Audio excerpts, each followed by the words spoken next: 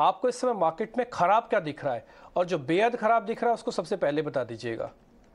जी जी, market में खराब stocks तो हम बताएंगे नहीं, हमारे पास कम से कम 20 स्टॉक शॉर्ट भी हैं, क्योंकि हम लॉन्ग शॉर्ट फंड में रन करता हूँ ना। बट अगर आप मार्केट इन एग्रीगेट करें तो मुझे लगता है कि ये जो भी खराब हुआ है वो गलत खराब हुआ है।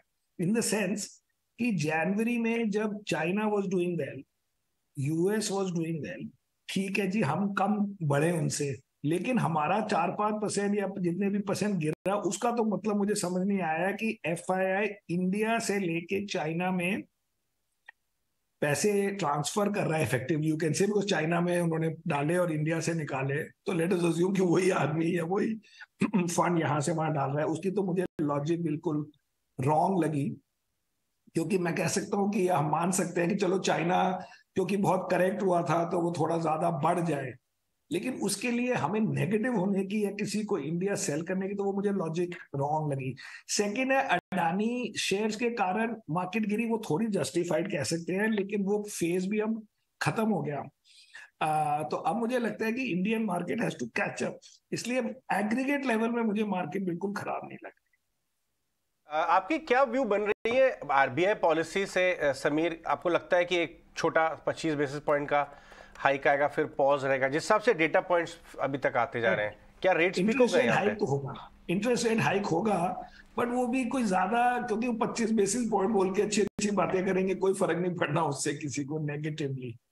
पॉजिटिवली भी उससे नहीं होगा कुछ, मुझे लगता है, बिकॉज अब क्लियर है कि यूएस रेट्स हाई हैं, और एक्चुअली जो फ्राइडे को उनकी job report I, which mean उनकी जॉब बड़ी अच्छी थी, जो मार्केट को आजकल गंदा लगता है। इसका मतलब है कि economy is very strong and वो ज्यादा रेट बढ़ा सकते हैं, इसलिए कल इंडिया की करेंसी भी नियरली 1% एक दिन में ही चली गई।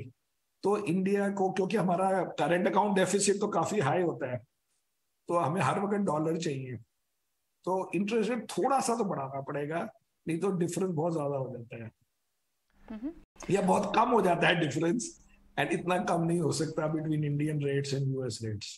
Okay, sure. समीर, कौन सी बड़ी थीम्स अब आपको इंडियन मार्केट्स में डोमेस्टिक फ्रंट पर पसंद आ रही हैं, जो एक लॉन्ग टर्म बेट्स भी हो सकती हैं? हम जी सारी बेट अपनी तरफ से सोचते हैं कि लॉन्ग टर्म कर रहे हैं, फिर बाद में पता लगता है गलत हो गया तो उसको आउट कर देते हैं, बट जनरली वी थिंक कि हम इसको रखेंगे 50, 80, 100% मूव के लिए। सो वो 3 थीम्स होती हैं, जिसमें आजकल हमारे पास एक थीम नहीं है, but generally the 3 themes that have been long term themes are financials, consumer और आईटी। आजकल हमने आईटी को त्यागा हुआ है, तो हमारे पास बाकी 2 थीम्स हैं।